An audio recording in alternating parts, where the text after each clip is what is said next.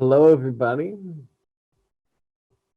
I'm making this video with Mike Lake because I want to talk about what it's like being an artist, being shut down from playing and teaching since April. And I must say, I'm feeling bad inside. On the outside, I'm fine. I'm healthy, and I'm not sick. I have money. I have good friends. I have clothes. I have a warm house. But I'm in jail. I'm in a nice jail because I'm also older. I'm 73 and I have an underlying condition of diabetes and I'm at risk. So I can't go to restaurants. I haven't been in a restaurant for 8 months. I'm just saying I want to talk about what it's like to be an artist, an active artist, without the opportunity to play, without the opportunity to be an artist. I feel useless. I feel dysfunctional. I feel hurt inside. There's too much emotion that's stuck in there that usually comes out when I'm playing or teaching. And I'm also aware of how lucky I am in terms of position, right? There are a lot of people that are much worse off than me. But we all, pain is relative and we all have our own. So I thought if I did this, it wouldn't be just like, oh my God, please pity me. I thought it would help everyone that is feeling similar or the same kind of things to know that they're not alone. Now, people that know me, my friends of Dave Liebman and Kristen Scheuber and Regina Litvinova and John Schofield and Adam Nussbaum and Gregor Hoopner. I have good friends. All these people are artists working all the time for years and years and years. Let's be clear. I've been traveling and touring and recording since 1972, really. And I have many, many recordings and live performances. I've had a great life, and it's still great. But there was never a situation when I was off with no gigs for more than a month or two. And this is not a choice. This is shutdown. This is like a hurricane that wipes all the buildings, like an earthquake or a volcano that covers everything with lava. It's a no go. Okay. I feel useless. And, but that's recent because, when it first started, I felt, okay, I have to stay in. I'm not exactly a big going out guy anyway, except I do travel globally. The last gig I really did was in China with Adam, and Tim Higgins, and Gao, and Gates. It's funny in December, and then after that, a few little gigs and a couple of recordings, and then nothing. It's too dangerous. It's a communication, and plus, we had concerts booked and booked and booked, and they kept getting canceled and postponed, and then canceled again. And there's a feeling of musical loneliness. I cannot express the things that I usually express. And this I found out. I learned some things. For example, when I play, I'm 100% there. I leave everything on the stage. I give everything to the people. I give myself, right? That feels very good. And people respond to that. But when I'm not playing, see, when I'm not touring or doing gigs, I don't play the piano. I only play when I'm in front of people or recording. And I'm very blessed. I don't have to practice because I practiced so much until I was 40 that I actually have a brain in every finger. That's another story, but I'm lucky. I don't have to practice. Randy tells me if he doesn't practice for 3 days, the whole world knows it's a different instrument. The point is, I don't play music unless I'm performing, recording, or teaching. I love to teach, and when I have a student here, I play for him like I'm playing at Carnegie Hall because the job is inspiration. Okay. I find myself with all these emotions in me with no way to come out. So sometimes I'm watching TV or an action movie or an animal show, and there's a show on puppies, and there's a baby puppy, and the mother is crying, and the puppy's crying, and all of a sudden I'm crying like a little girl, a little boy. Sorry, I'm crying, and it's not. Is it for the puppy? No, I don't think so. I don't know the puppy. It's me. Things get stuck. They have to come out, you know. And now we have vaccines coming. I'm probably going to get a vaccine because I'm older and I'm at risk, and that's great. But I don't have the vaccine yet. And just think about the realities. Okay, how long is it going to take the entire world to be, vaccinated? 8 billion people. Okay, let's say 4 billion people. It's going to take time. And then when people are vaccinated, my profession, my place of business, it's not an office. It's a jazz club or a small concert hall where strangers sitting next to each other don't know each other, not such great ventilation. Okay, who is going to go sit next to a stranger, risk getting sick, a cough, even with a vaccine, to hear us play? Who's going to do it? Will it eventually come back? I hope so. I think so. I'm a prisoner of hope, which means I'm a hopeful guy. But now I'm starting to not want to be hopeful because with hope comes possibility of disappointment. You get crushed. I wish I didn't hope. I don't want to be so eager and positive and like a cheerleader, which I usually am. Because every time you hope for something, you can get crushed. So what's the alternative? Not to feel anything, to cut off your feelings? Maybe. Is numbness better than this kind of pain? I don't know. I'm not thinking intellectually about this. I'm just talking about how I feel. Now, my friends also, and everyone, and tell me, well, what about online playing? What about this live streaming thing? It's great. Well, it's great for something like this, where we're talking. But for playing jazz music, for improvisation, no, not for me. I know people do it. I was asked to do it. It's wrong for me. I spent my whole life working specifically how to communicate my musical message to people in the same room. Recording's another thing. When you're recording, you're in a recording studio. It's like a laboratory. It's like an operating room. But you know there's people going to hear it. This is different. The beautiful connections that you make with people when you're playing improvised music or any music in a small place or a medium place, you connect with the audience. I can feel them. I know them after 50 years. We talk to them. We get feedback. We get applause. We get those beautiful silences. We get ovations. Or not, but there's a connection. You play to someone. You play to your friends. You play to the band, of course, first. But then there's another wall that gets uh, broken down to the audience. And then after 2 hours, you have a relationship with these people. I feel it. They come back after, and they want to tell you how they felt, and they want to tell you about their son who's playing the piano, and their daughter who got healed from listening to your records. This is very important feedback. I need it. I need to know that I'm making a difference and helping people. Forget it. You're playing in a room with the sound man, maybe your girlfriend or your wife, and the people, and there's no applause after. It's weird, and there's usually no money because the got people say, "How do you expect me to pay you?" There's no audience. Sometimes you get paid nominal. That's not the most important thing. So why do people do it? Some of my friends do it because it's better than doing nothing. That's maybe true for them, not for me. I think it's wrong. I'm probably wrong too. Maybe I would feel better if I did it more.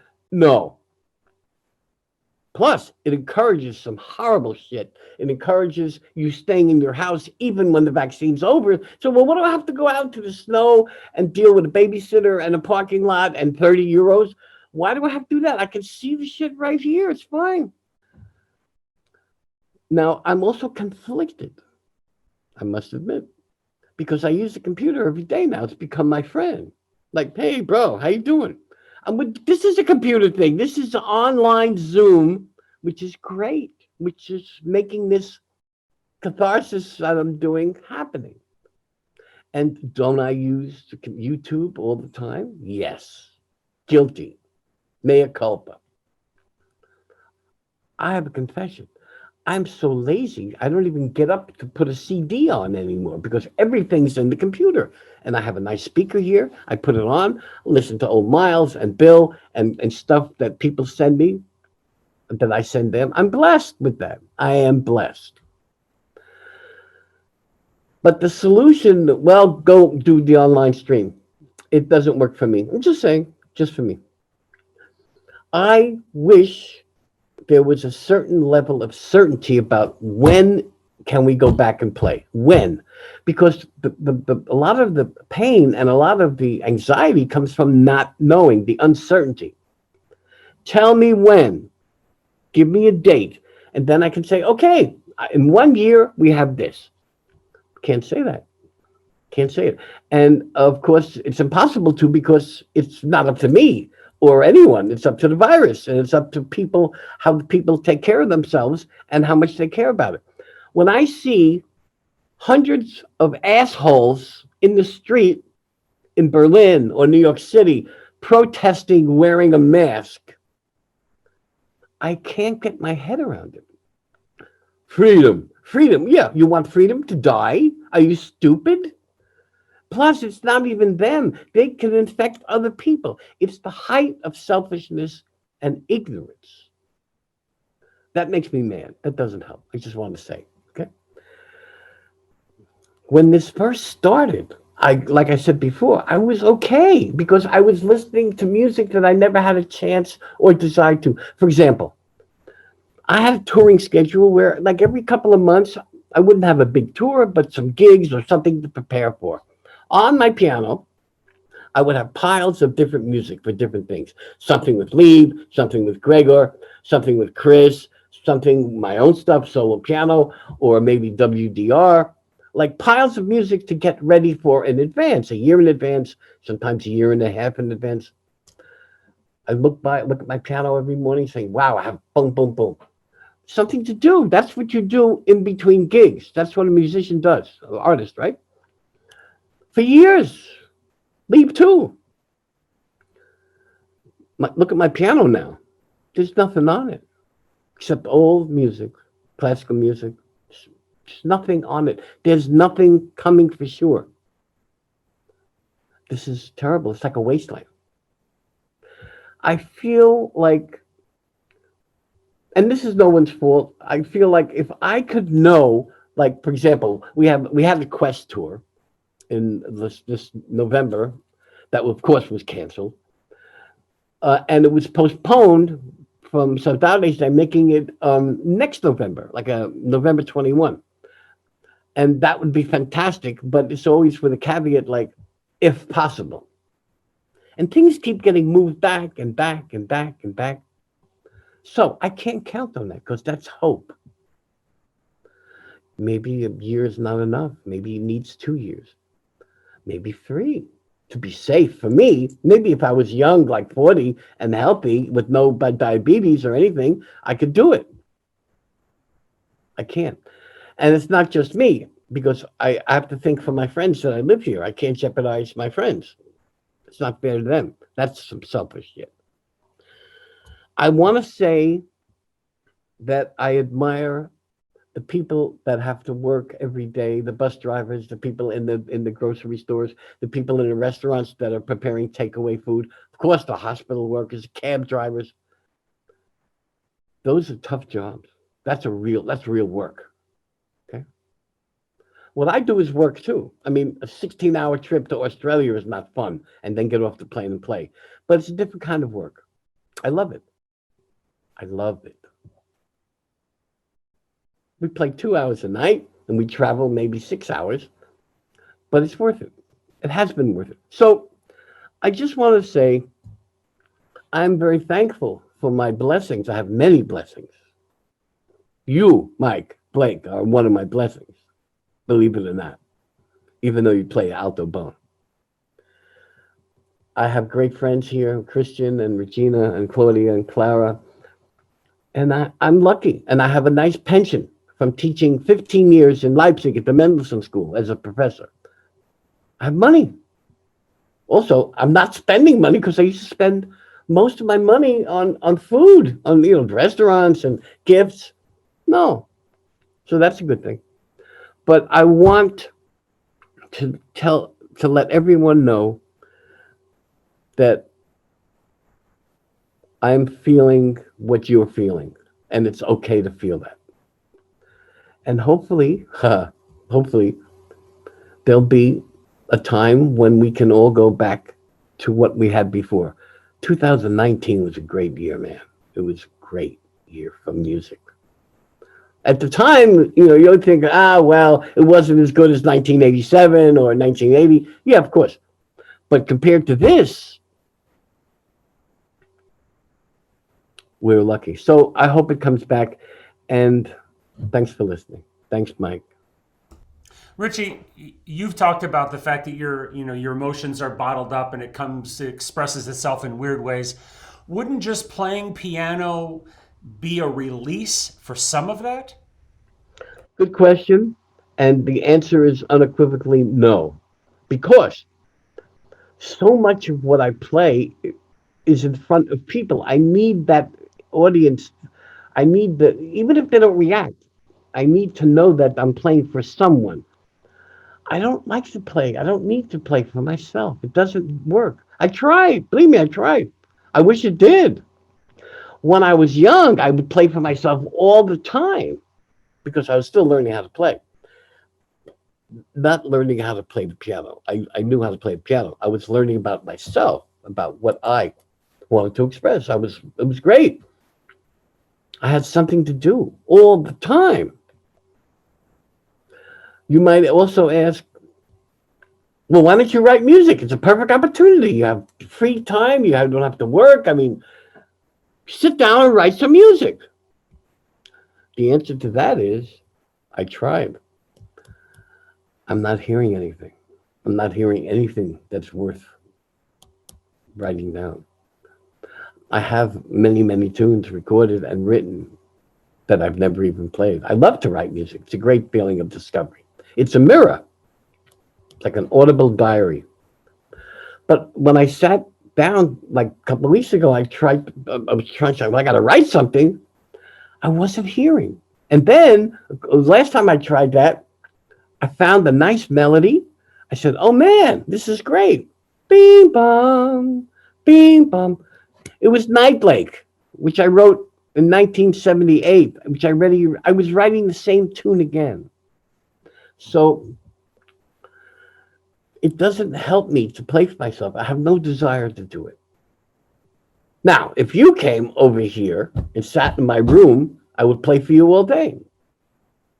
Do you understand? The audience is a very important part. Or a student. I play for my students all the time. I love it. I can't teach now either. I can't teach. I can't have anybody else in the room. Can't do it. It's too much of a risk. It's like that's my problem, because of my age and whatever. And again, online teaching, sorry. I can do it once in a while for a favor, which I'm happy to do. But as a regular thing, no. I need to see the student's face in the room. I need to see their eyes. I have to be able to grab their hand and fix the hand position technically so they don't move their thumb too much. It's very cold. It's wrong for me. For me. I know a lot of people do it. Online teaching, forget it. Then you could have 10 students. Leap told me he did something with 10 saxophone players from all around the world at the same time. Okay. Not for me. But you did do a couple of recording sessions this year. You did a I solo did. piano, you did a movie score. How was that different? And how was that, I know you enjoyed it because we talked about it. What was that like? I was very lucky to have a special circumstance with my friend Kurt Ranker, who was my producer, my patron, my friend, great guy. Used to be the head of CMP Records, sold the company, and now is an independent producer. We do a lot of our stuff for him, myself and Dave. He organized a solo piano recording for me and a film score. And but we had special circumstances. Usually because I can't get into a train or a plane, impossible. So this is July also, when the virus was not so insane the way it is now. He has a recording studio in his house, summer house in Zerkal, and an engineer, Florian, and a piano tuner, Aegon, and me. And that's it. It was four people. When you usually record in a recording studio, you have all the other people in the studio, the waitresses and the secretaries and the other musicians, and it's suicide for me in that situation. So he made it COVID friendly and COVID secure. He picked me up in his car. He was completely healthy, no virus. We didn't stop at a restaurant. We didn't stop anywhere. Came right to his house. It's his house with an amazing studio, so it's not exposed to anything. We did the recording. The recording came out wonderful. It'll be out someday. And also, as a way of making some money and for a great experience, he has a friend, Dominic, and Dominic made a movie called Fabian, which is about 1933 Berlin. A wonderful movie. I saw it, and he wanted music for it, a score. But I didn't want to write a score, and I didn't want to go through that process. And I suggested to Kurt to tell the director, how would he feel about an improvised score? So he would say, yes, let's do it. So we did it. After the solo record, we did it. He had the film on a computer. He put the computer on the piano, and he told me what he wanted, 2 minutes, 3 minutes at a time, what he wanted for this particular shot. Very intelligent guy. I forget his last name. Please forgive me. Dominic. And the film will be coming out. It's supposed to be for the Berlinale in February, which might be online. But it's a major picture, German picture. He gave me instructions about what he wanted in words. He was kind of an amateur musician. Oh, sorry. Okay, sorry. He gave me instructions, and I would play. I would improvise. For example, there are two Nazis getting out of a car coming into the restaurant, and the hero of the movie is a young guy sitting with a girl and the girl's father. And the Nazis are not in uniform. This is 1933. They're in like suits, but you can tell they're Nazis by the way they walk and the short hair. And they come in, and it's very tense. So he said, I would like some music. And I would just sit at the piano and play some things. And he would say, yes, that's great. I would do it. And then he would say, could you make it a little less sweet? I go, yeah. Said, oh, and then we would do a car chase, a very exciting car chase in Berlin. And I would play some very, fast moving stuff and hopefully not corny, but playing in my own style. So it was not like a movie music. It was just Richie's music, and he loved it. So we went for 2, 3 days like that. It was great fun. And he was also tested, and everybody was secure. And then Kurt drove me home. It was a great experience, and it was the last time I really was involved in music. That's July. I loved that situation, but it's so special, and there had to be so many special things for me to protect me because of COVID that it's not happening again. So now now we're in like the end of December. That was July. It's a wasteland here. So I guess in closing, any thoughts, words of hope, words of wisdom for people that are feeling a lot of the same things you are? Yes, I don't know about wisdom, but I could tell you one of the things that I do daily is count my blessings and really count them, write them down. It helps. And to appreciate what you have. I mean, I'm living on a survival mode here now, right? I'm fine, but it's survival. That's all. I have TV and I have books and I have listening to music. Listening to music is not so easy because it makes me want to play, and that hurts. And listening to myself play hurts the most. But I would just say count your blessings and be thankful for what you have. But by the way, that only goes to a certain point. And then, because we're human beings, and we always want something that we can't have, I appreciate a day where I don't feel bad. I appreciate my friends coming to me and bringing me something great to eat or a joke or a funny thing. You have to really learn to make more of the little things, which are big, by the way, the little things, the day to day things that are good. Also, for younger musicians who are still like in the process of learning repertoire or like really young, 25, 30, this is a great time to listen to all the things that you would want to if you had the time. If you're not going to school, if you're not doing gigs, listen to every Miles CD from the 60s. Listen to every one. Listen to all the Train CDs. Listen to Berg Piano Sonata. Look at the music. Look at it. Listen to the Berg Violin Concerto. Listen to an entire opera. You got time. That would be my suggestion to take advantage of the time in that way. This is not anything new. But I don't have to be truthful. I don't have so much hope. It's more of a possibility. There's a possibility that it will come back and be strong and be like it was. Because the entertainment thing and the people and it's like cinemas, movies. It's we're very similar to that. People sitting in enclosed places next to each other. You can't do social distance in a movie theater. What? Every 6 seats? They can't make any money. You can't do that in the club either. That's just money. It's basic ABC. So when will people feel secure enough to go in large groups, in crowds, which is fantastic? What's better for the jazz player than a packed house? Nothing.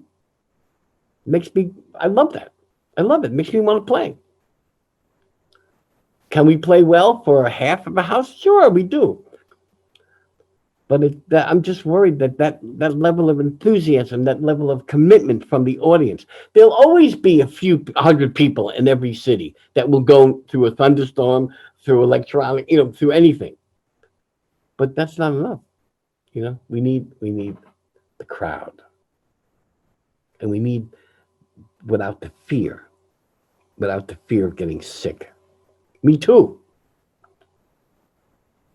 Well, I would say that the silver lining for me in all of this is I've had you as a captured audience where I can reach into that brain of yours and pull out great stuff and manifest it in writing and in a book, and that's been a blessing for me through all of this. And I think you've enjoyed it as well. I think it's been a little bit of a help for you because it's given you something to It do that's has been been interesting to great. do. I told you that you were one of my blessings. You and the work that we did.